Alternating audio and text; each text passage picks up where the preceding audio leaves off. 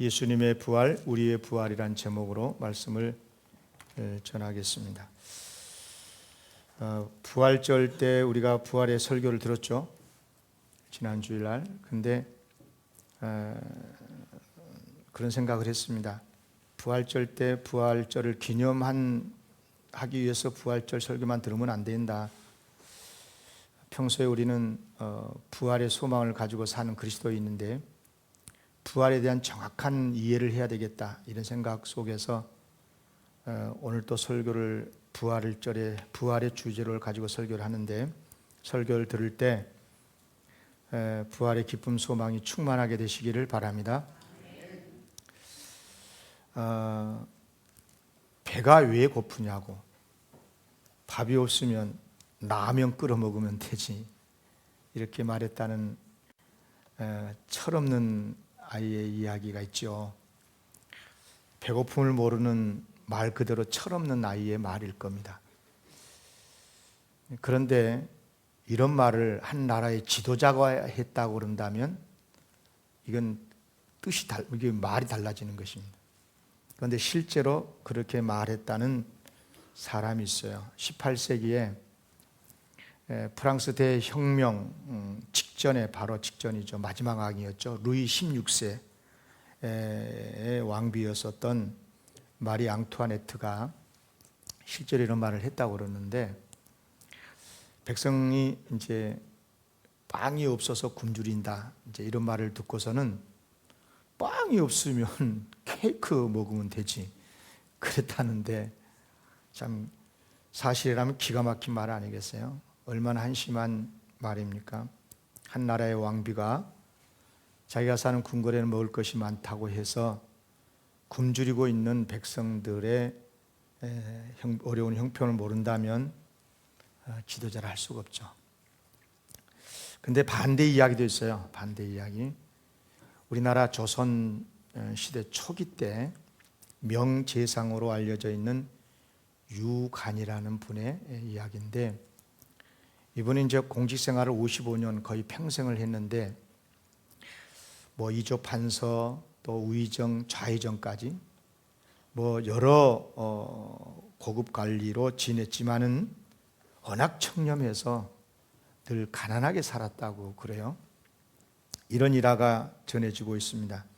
이제 비금만 오면 지붕이 새는데, 그러면 이제 빌줄기를 피해서 이렇게 빗게 안고 저렇게 빗게 안고 그랬나 봐요. 근데 어느 날 비가 워낙 많이 와가지고 비를 피할 자리가 없었다고 그래요. 그래서 방 안에서 우산을 쓰고 앉아서 백성을 걱정하면서 이렇게 말했답니다. 이런 날 우산이 없는 집은 어떻게 하느냐고. 옆에서 부인이 그 말을 듣고 있다가, 우산이 없는 집은 다른 대비가 다 되어 있사오니 걱정하지 마옵소서. 무슨 뜻이에요? 집안에서 우산을 써야 할 정도로 가난한 집은 우리 집밖에 없으니까 걱정하지 말라는 아내의 투정이죠. 이 정도는 아니더라도 모름지기 나라의 지도자라고 그러면 자기의 안위보다도 국민의 안위를 먼저 염려하고, 그렇죠? 그 일에 헌신하는 사람이 되어야 되지 않겠어요? 저는 이번에 국회의원 선거가 정말 이런 분들이 많이 나왔으면 참 좋겠다, 이런 생각을 합니다.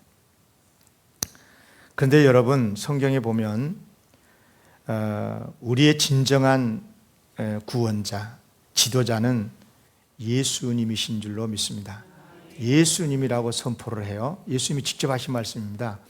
마태복음 23장 10절에서 보면, 또한 지도자라 칭함을 받지 말라 그러시면서 너희의 지도자는 한 분이시니 곧 그리스도시니라. 아멘. 그렇습니다. 예수님만이 우리의 참된 지도자가 되신 이유가 있습니다. 왜 그러겠습니까? 우리 인간의 근본의 문제, 아무리 내가 노력하고 애를 써도 해결할 수 없는 문제를 해결해 주신 분이기 때문에 그래요.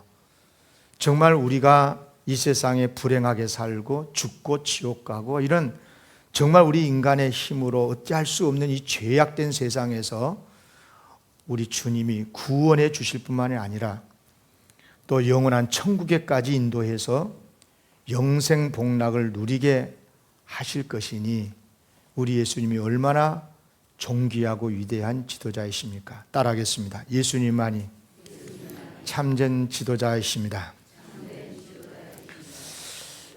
그 중에 하나가 뭐냐면 참된 지도자라고 하는 결정적인 것이죠. 사실 그 중에 많은 것 중에 뭐 하나가 아니라 결정적인 건데 그게 뭐냐면 예수님께서 부활하셨는데 죽었다가 살아났는데 혼자만 살아나신 게 아니라 그 말이에요. 혼자 살아서 부활하심으로 끝난 게 아니고 우리도 부활해서 영생 복락을 누리게 하신다는 겁니다. 믿습니까? 예. 그래야 지도자 아니요. 그래야 구세주인 거예요. 그래야 주님이신 겁니다. 그래야 하나님의 아들이셔요. 자기 혼자서 죽었다가 딱 살아나가지고 영웅되고 나 대단한 만왕의 왕이 그래서 우리한테 무슨 의미가 있냐고. 그걸로 끝나면 아무 의미가 없는 거예요. 예수님께서 부활하셨다. 여러분 무슨 뜻입니까? 예수님께서 부활하셨다는 것은 죽었다가 다시 살아났다는 뜻입니까? 맞습니다. 정확하게 맞아요.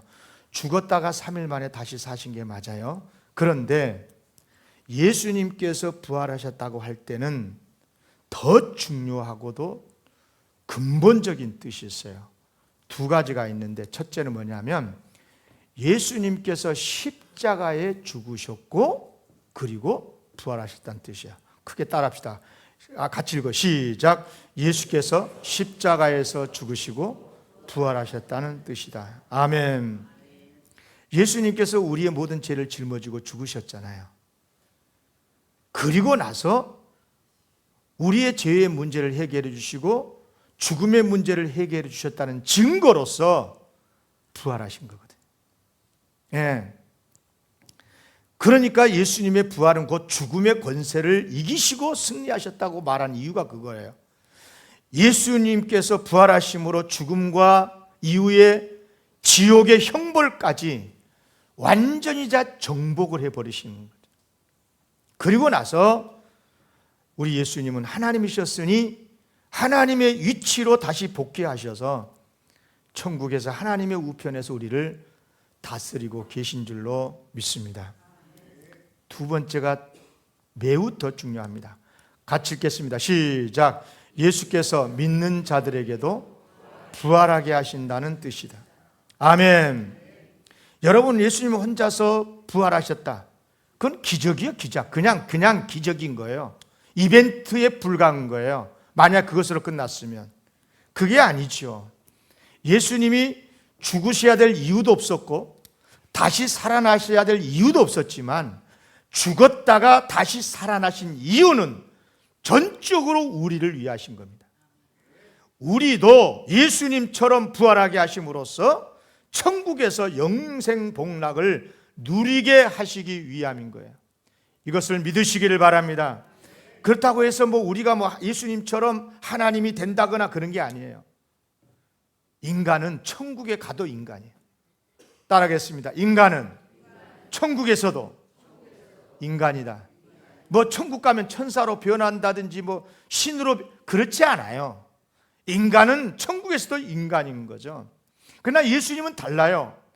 예수님은 본래 하나님이셨잖아요. 하나님이시요. 다만 죄인인 이 땅에 우리를 구원해 주시기 위해서 인간이 되신 거예요. 인간의 몸을 입고 이 세상에 잠시 오셨고 하나님의 어린 양이 돼서 우리의 모든 죄를 짊어지고 십자가에 달려 죽으셨고 그리고 십자가에 달려 죽으실 때 우리의 모든 불행의 죽음의 지옥의 원인인 죄의 문제를 해결해 주시고 정말 우리를 살려주신다, 영생복락 누리게 하신다라고 하는 증거로서 부활하여 주신 거예요. 부활하심으로 인류의 구원을 완성하셨어요. 그리고 부활하심으로 지금은 하나님 나라에 복귀하셔서 하나님 우편에서 우리를 다스리고 계시는 줄로 믿습니다.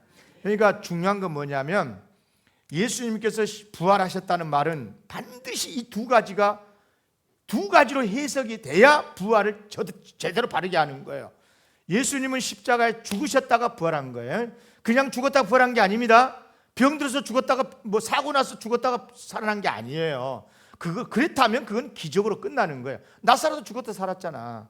야이로 딸도 죽었다가 살았고, 그런 뜻이 아니라는 거죠. 십자가에 죽으셨다가 부활하셨다는 거예요. 아멘. 그리고 예수님의 부활하신 진짜 이유는 뭐냐? 우리 믿는 자들에게도 부활케 해 주시기 위해서 부활하셨다는 것을 꼭 기억하셔야 됩니다. 이 두 가지 사실이 우리 기독교의 핵심이에요. 따라하겠습니다. 예수님 부활, 우리의 부활. 믿습니까? 이게 기독교의 신앙의 키입니다. 키. 복음의 핵심이에요. 이 진리는 우리가 반드시 믿어야 되고, 믿어야 구원을 받습니다. 안 믿으면 구원 못 받아요. 예수님이 아무리 우리의 죄를 짊어지고 십자가에 죽었다는 것을 믿어도 구원 못 받아요. 왜? 그래서 죽어버렸으면 아무 의미가 없는 거예요. 살아나셨기 때문에 우리도 죄악으로 인해서 죽지만 우리도 살려주시는 거예요. 아멘. 꼭 기억하셔야 되는 것입니다. 여러분, 우리가 예수님을 누구로 믿느냐요? 하나님의 아들로 믿고 메시아 그리스도 주님으로 믿잖아요. 무엇으로부터의 구원입니까? 죄와 사망으로부터 구원이잖아요. 그죠? 죄와 사망으로부터, 지옥으로부터 구원이에요. 아멘입니까? 그러려면요, 예수님은 반드시 우리의 죄를 짊어지고 십자가에 죽으셔야 돼요. 죽으실 뿐만 아니라 살아나셔야 돼요. 그리고 우리를 죄에서 구원하여 우리도 부활하게 하셔야 돼요. 그래서 영생 복락을 누리게 하셔야 돼요. 그래야 하나님의 아들이에요. 그래야 그리스도예요. 그렇지 못하고 십자가에 죽은 것으로 끝나버리면 끝인 거예요. 말 그대로 끝나는 거예요. 아무것도 아니에요. 하나님의 아들일 수가 없어요. 메시아일 수가 없는 거예요. 그런데 예수님께서는 부활하심으로 과연 예수님은 우리의 모든 죄와 죽음과 사망으로부터, 지옥으로부터 건지시고 이기셨다는 것을 만방에 알려주시는 거고, 우리 또한 부활시켜서 영원히 살게 하시는 것인 줄로 믿습니다. 얼마나 감사하고 기쁜 일입니까? 그러니까 우리 신앙에 있어서, 우리의 삶에 있어서 가장 중요한 게요, 부활신앙이에요. 부활신앙. 오늘 본문에서도 예수님의 부활을 아주 강조하고 있잖아요. 여러 가지 각도에서 설명을 했어요. 그래서 고린도전서 15장은 소위 부활장이라고 그러는데, 특히 바울은 이 예수님의 부활에 대해서 설명을 할 때 구약 성경까지 막 가지고 와가지고 인용도 하고, 또 목격담까지, 목격자들의 목격담까지 전달을 해주고 있어요. 많은 사람들이 부활하신 예수님을 실제로 만났거든요. 자, 이제 여기 써왔는데 여러분 성경에서 봤으면 좋겠어요. 성경 있으면 15장 4절에서부터 8절까지 제가 읽어볼게요. 15장 4절에서부터요. 장사 지낸 바 되셨다가 성경대로 사흘 만에 다시 살아나사 게바는 베드로죠, 보이시고, 후에 12 제자에게 보이시고, 그 후에 500여 형제에게는 일시에 보이셨나니 그 중에 지금까지 대다수는 살아있고, 지금 2001년을 말한 게 아니라 고린도전서를 바울이 쓸 당시까지 계속 지금까지 살아있는 사람 많이 있고, 어떤 사람은 잠들었고 죽었다는 말이죠. 그 후에 야고보, 예수님 동생 야고보입니다. 야고보에도 보이셨고, 그 후에 모든 사도에게도 보이셨고, 맨 나중에는 만삭되지 못하여 난 자 같은 나에게, 베드로에게도 보이셨느니라. 아멘. 그런데 이 증언을 들었던 고린도 교회 성도들도 예수님의 부활을 믿었어요. 여기 11절에도 그렇게 말씀하죠. 그러므로 나나 그들이나 이같이 전파하며 너희도 이같이 믿었느니라. 감사하죠. 고린도 교회 성도들이 예수님의 부활의 소식을 듣고 믿고 부활 신앙을 가지게 되었고 구원의 확신을 가지게 되었다 했으니 얼마나 감사하니까. 그런데 안타깝게도 지금도 그렇지만 믿지 않는 자들도 있어요. 교회를 다니는데도 부활의 신앙이 없는, 진짜 이건 그리스도인이 아닙니다. 부활의 신앙이 없으면 엄밀히 따지면 기독교인이 아니거든요. 그런데 교회를 다니면서도 부활의 신앙이 없는 사람이 있어요. 고린도 교회도 있었단 말이죠. 그리스도께서 죽은 자 가운데서 다시 살아나셨다 전파되었거늘 너희 중에서 어떤 사람들은 어찌하여 죽은 자 가운데서 부활이 없다 하느냐. 참 안타까운 이야기 아니겠어요? 교회 다니고 부활 소식을 들었으면서도 믿지 못한 엠마오로 내려가는 제자들처럼 믿지 못한 성도들이 지금도 있어요. 교회를 다닌데도 예수 정신, 부활 정신만 말하고 부활의 사건을 믿지 않고 부활의 신앙이 없어요.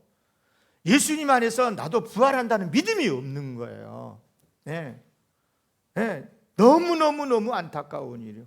바울도 너무 이것이 안타까워서 말씀을 한 거죠. 그래서 이걸 자세하게 기록을 한 건데, 그러면 이제 매우 중요한 이야기를 들을 차례인데, 왜 부활을 못 믿을까요? 혹시 여러분 이 시간에 이 자리에 부활 못 믿는 사람 있습니까?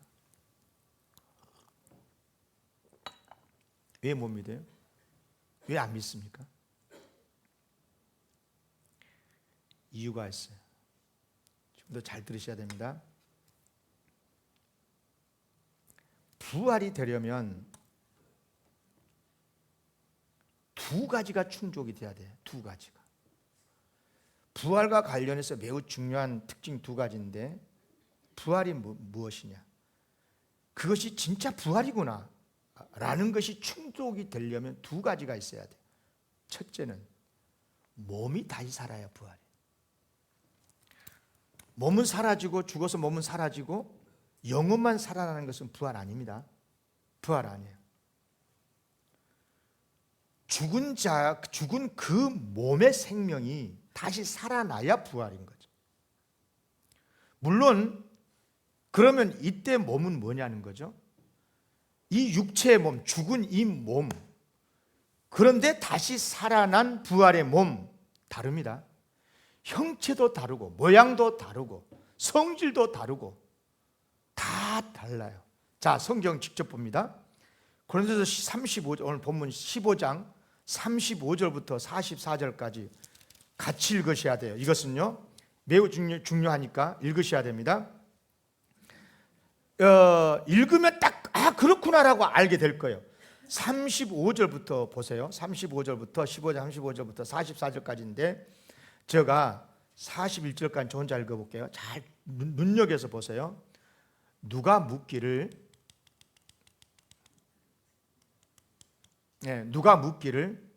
죽은 자들이 어떻게 다시 살아나며 어떠한 몸으로 오느냐 하리니. 그러니까 어떤 몸으로 사냐 그 말이에요. 어떤 몸으로 살아나냐 그 말이에요.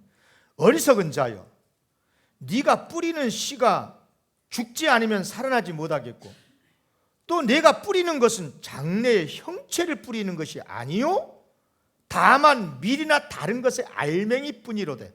밀이나 알맹이 같은 씨로 뿌리잖아요. 그러면 씨로 납니까? 형체가 씨로 나오냐고? 아니죠. 다른 형체, 배추는 배추 형체로 나오고 팥은 팥의 형태로 나오지 않겠어요? 그러니까 형체가 다른 거죠. 성질도 달라요. 하나님이 그 뜻대로 그에게 형체를 주시는데 각 종자에게 그 형체를 주시느니라. 육체도 다 같은 육체가 아니니 하나는 사람의 육체가 있고 하나는 짐승의 육체가 있고 하나는 새의 육체, 하나는 물고기의 육체라. 그렇듯이 하늘에 속한 형체도 있고 그리고 땅에 속한 형체도 있으나 하늘에 속한 것의 영광이 따로 있고 땅에 속한 것의 영광이 따로 있으니 해의 영광이 다르고 달의 영광이 다르고 별의 영광도 다른데 별과 별의 영광도 다르다. 그러면서 41절 2절부터 44절까지 같이 한 목소리 읽습니다. 시작. 죽은 자의 부활도 그와 같으니 썩을 것으로 심고 썩지 아니할 것으로 다시 살아나며 약한 것으로 심고 강한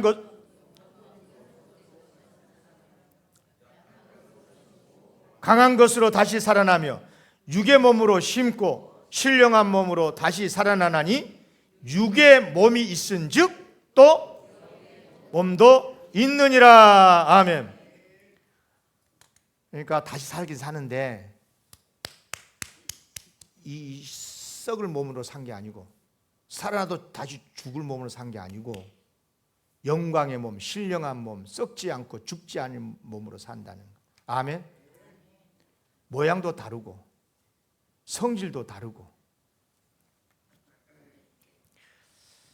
그러니까 부활이 되려면 몸이 다시 살아나야 부활인데, 물론 다시 살아나는 몸은 형체와 모양이 다르다. 이까지 정리가 됐죠. 그런데 이게 이제 못 믿는 거죠. 두 번째는 뭐냐면 부활한 다음에, 부활했으면 반드시 죽지 않고 계속 살아야 돼요. 영생을 누려야 진짜 부활인 거예요. 부활했다가 다시 죽어버렸잖아. 살았다가. 그런 건 영원히 안 산 거니까, 죽은 것이니까 부활이 아닌 거예요. 물론 지금 이 육체의 몸으로는 이 세상에서 영생을 못 누리잖아요. 이 죽을 몸이니까. 썩을 몸이잖아요. 병든 몸이잖아요. 병들고 고통당하고. 그러니까 이 세상에서는 영생을 누릴 수 없어요. 이 몸 가지고는.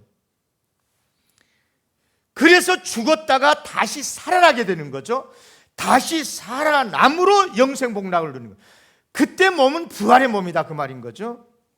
그러니까 몸이 부활해서 내세에서 영생을 누려야 진짜 부활이라는 거예요. 그런데 고린도 교회 성도들이, 일부 성도들이 이런 부활의 신앙이 부족했던 것 같아요. 몸의 부활을 믿지 못한 성도들도 있고, 부활은 믿긴 하는데 어떻게 죽은 다음에 내세가 있냐, 내세를 믿지 못해서 믿지 못하는 거예요.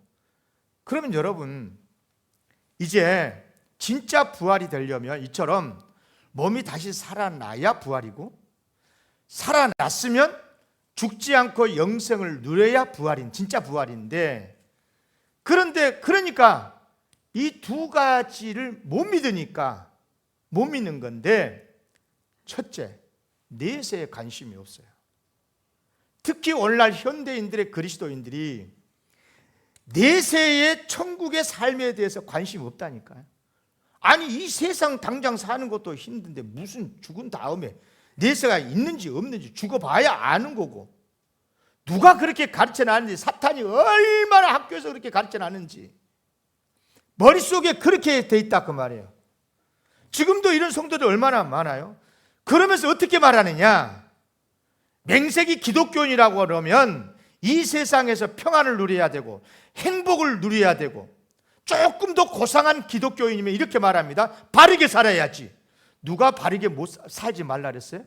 여러분, 기독교인이 되면, 예수를 믿으면 평안한 건 당연한 거고, 어떤 어려운 형편 속에서도 복을 지킬 수 있는 것은 당연한 거고, 기독교인이면 세상에서 빛으로 살고 소금으로 살고 정의롭게 살고 바르게 살아야 당연한 것 아니에요? 이게 틀린 겁니까? 그런데 그런 것들은 기독교인으로 살아가는 삶의 모습이다니까요. 거기다가 구원이란 단어를 쓰면 안 돼. 사이에 구원이란 말을 하면 안 돼. 그건 다 신학자들이 자기 돈 벌기 위해서 만드는 단어들이에요.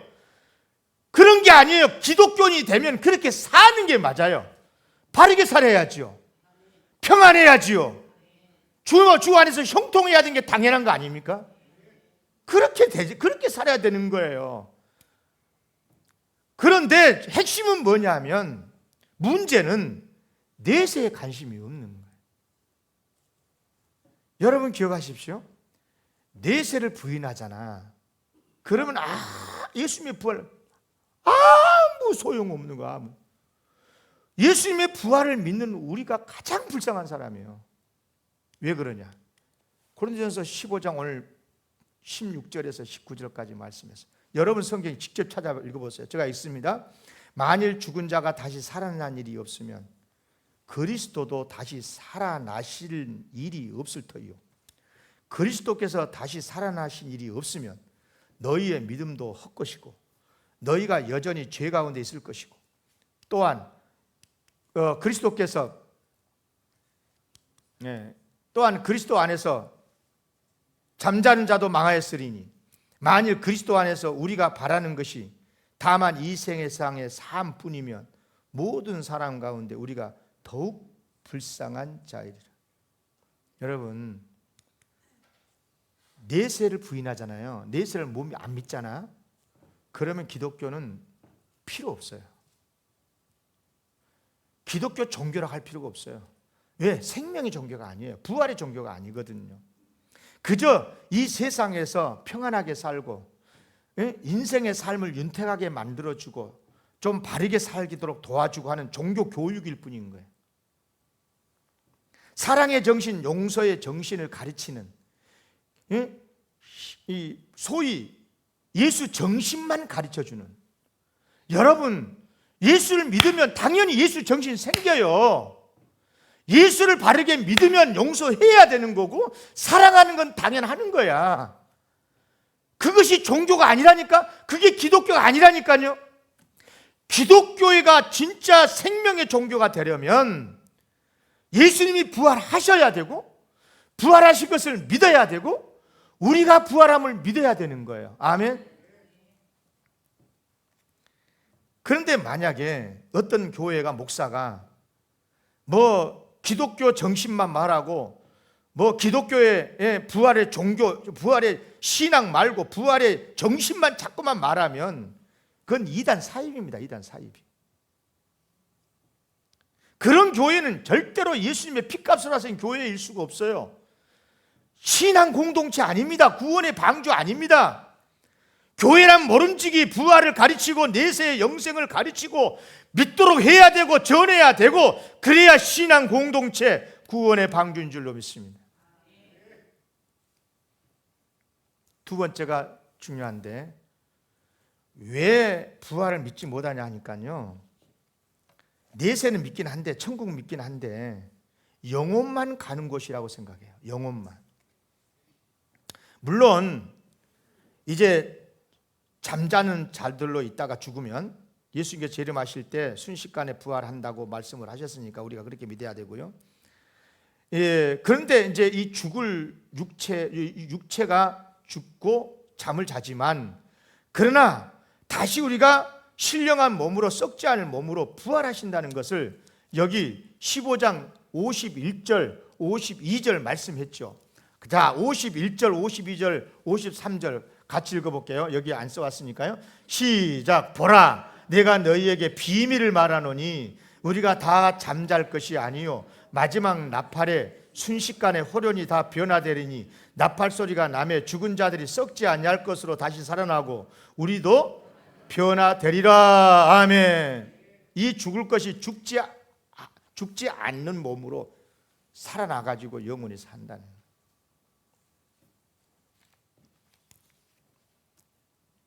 여러분, 만약에 영혼만 살고 육은 그냥 영원히 육은 그냥 없다, 육이 없는 영혼이 무슨 인간입니까? 귀신이지. 여러분 생각해 봐요. 굳이 말입니다. 우리 몸이 부활할 것이 없다면, 부활하지 않는다면 예수님께서 굳이 몸으로 부활하실 이유가 없어요. 잘 들어보세요. 예수님은 본래 하나님이시잖아. 그런데 우리를 구원해 주시기 위해서 몸을 입어서 이 세상에 오셨어요. 그런데 몸으로 다시 사실 필요가 있습니까? 십자가에 죽었어. 그러면 우리 죄를 다 용서해 주시기 위해서 십자가에 죽었단 말이에요. 우리를 구원시켜 주기 위해서. 그러면 사명 끝났잖아. 그러면 몸은 죽어서 그냥 흙으로 가버리면 되잖아. 그런데 왜 다시 살아났어요? 아니, 하나님으로 복귀하시면 그냥 하나님으로 가시면 되는 것 아니에요? 천국에? 또 하나님 눈으로도 안 보이잖아. 하나님 본 사람 있어요? 영이시니까 하나님 눈은 안 보이냐. 그러니까 승천하셔서 가셨어도 아무도 보는 사람이 없어야 맞아요. 봤다고 하는 사람은 거짓말이야 그러면. 그렇지 않습니까? 그러니까 십자가에 죽은 것으로 사명 마치셨다고 보면 하나님께서 천국으로 그냥 하나님으로 돌아가시면 되는 거고, 눈에 하나님은 안 보이시니까 그냥 하나님의 아들 하나님으로 천국에 올라가시면 되는데 왜 굳이 몸으로 다시 살아났냐 그 말이에요. 이유가 뭐냐? 이유를 알아야죠. 그것도 살아나가지고 곧장 그냥 천국 가면 되는데 40일 동안이나 봐요. 사도행전 1장 3절 봐보세요. 그가 고난받으신 후에 또한 그들에게 확실한 많은 증거로 친히 살아계심을, 부활했고 살아났는데 부활하신 몸을 나타내가지고 40일 동안이나 제자들 찾아다니면서 보이시면서 하나님의 나라의 말씀을 가르쳤다 그 말이에요. 그럴 이유가 뭐가 있냐 그 말이에요. 천국 가버리면 되지. 그럼 이유가 뭐냐? 이유를 알아야죠. 따라하겠습니다. 예수님은 생명이시다. 예수님은 하나님의 아들이시다. 아멘. 하나님은 죽은 자의 하나님이 아니라 산 자의 하나님이시기 때문에 그런 거예요. 우리 예수님은 죽은 상태로 계실 수가 없어요. 그러면 우리의 구원자가 될 수가 없어요. 뿐만 아니라 우리의 구원자가 되려면 당신만 살면 되면 안 되고 우리까지도 죄와 사망에서 구원해 주시기 위해서 십자가에도 죽으셨고 하나님의 아들이 인간 되셔서 오셨으니까 당연히 살아나셔야 돼요. 살아나셔가지고 우리도 살려주셔야 되는 거예요. 그래야 부활의 주님이고 구원의 주님이고 영원한 생명의 주님이 되신 것이 아니겠어요?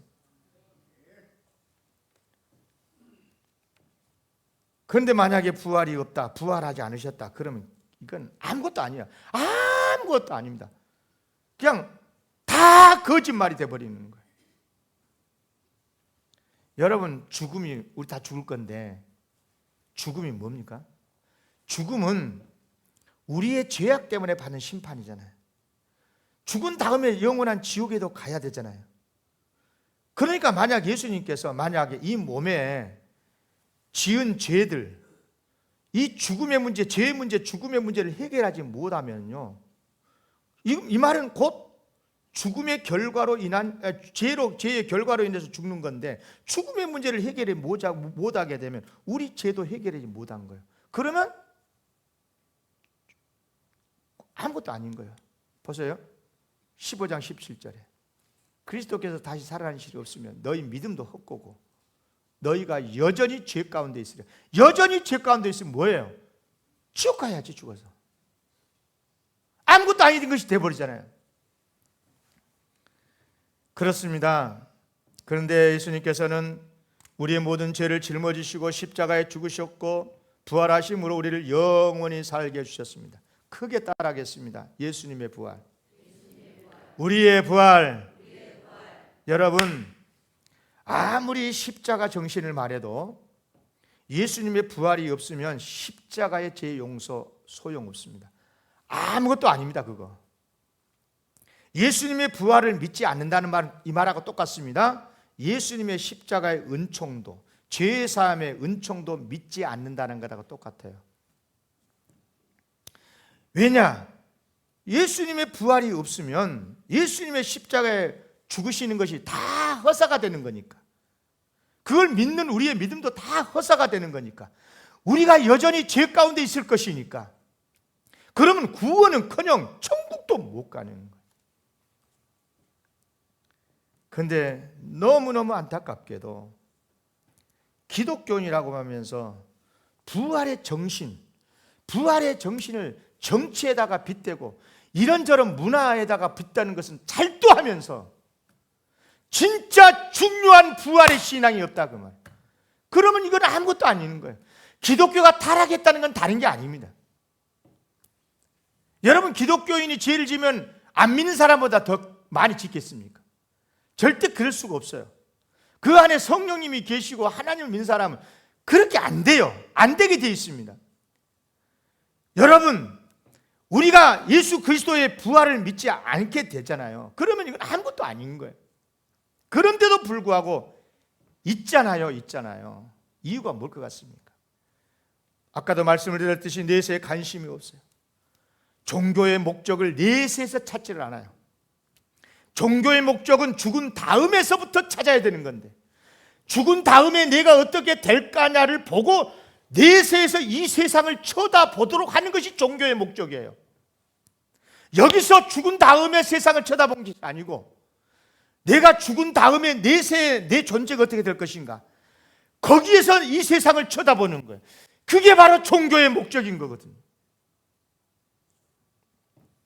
그저 현세의 삶을 평안하게 하고 선하게 사는 데서 찾기 때문에, 그래서 부활의 신앙이 없어지는 거예요.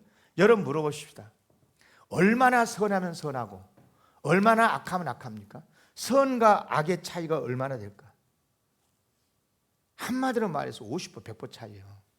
50보 100보라는 단어가 어디서 나왔냐면, 이제 전쟁에서 한 병사가 겁을 먹고 도망을 쳤대요.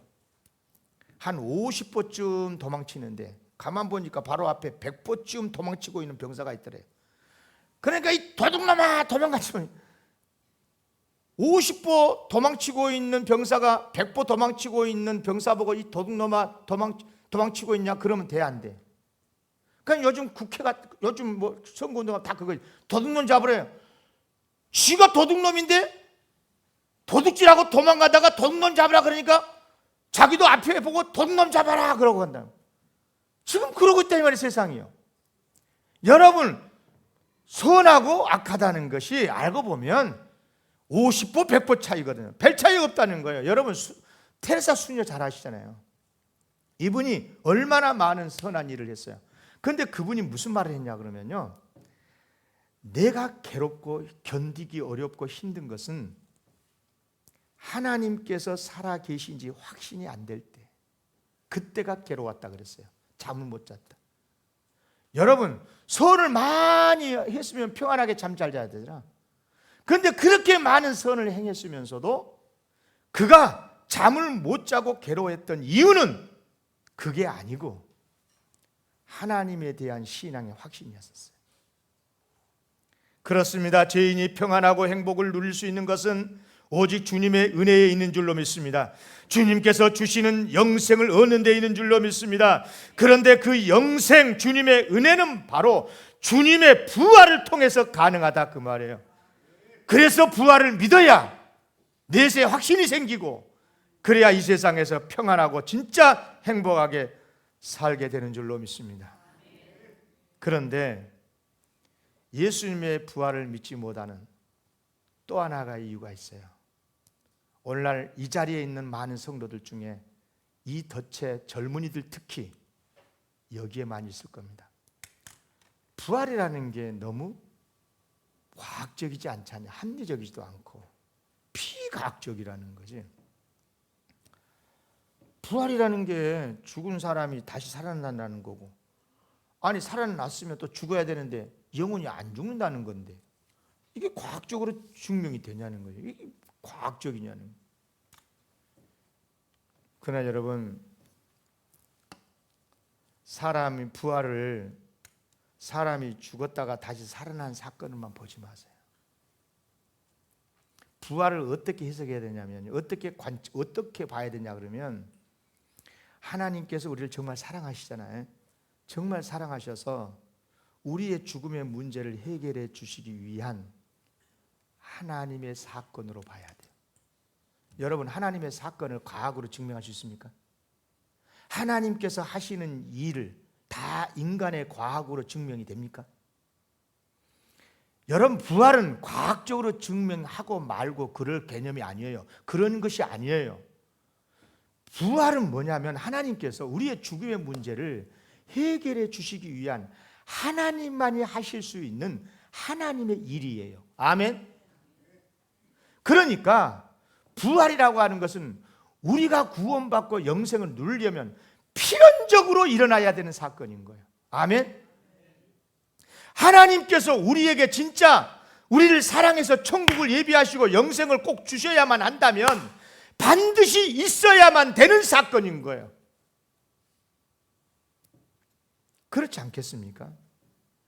그래서 우리는 내세 천국을 믿어야 하고 영생을 바라고 믿는다면 부활을 믿지 않을 수가 없어요.